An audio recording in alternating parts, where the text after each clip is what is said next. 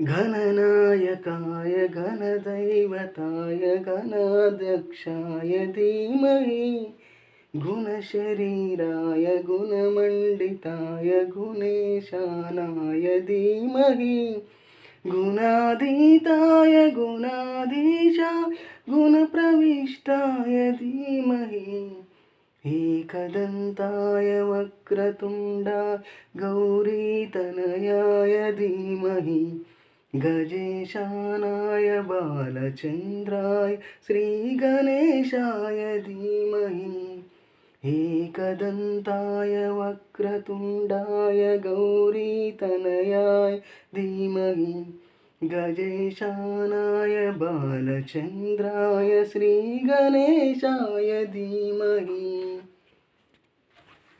गानचतुराय गानप्राणाय गानान्तरात्मने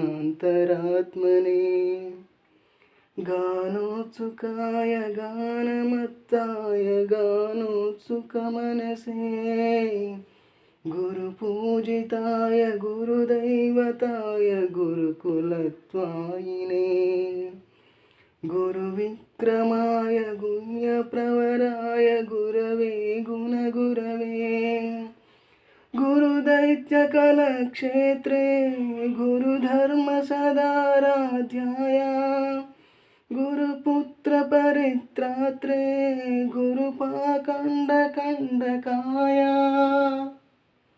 गीतसाराय गीततत्त्वाय गीतगोत्राय धीमहि गूढगुल्फाय गन्धमत्ताय गोजयप्रदाय धीमहि गुणातीताय गुणाधीशाय गुणप्रविष्टाय धीमहि एकदन्ताय वक्रतुण्डाय गौरीतनयाय धीमहि गजेशानाय बालचन्द्राय श्रीगणेशाय धीमहि एकदन्ताय वक्रतुण्डाय गौरीतनयाय धीमहि गजेशानाय बालचन्द्राय श्रीगणेशाय धीमहि।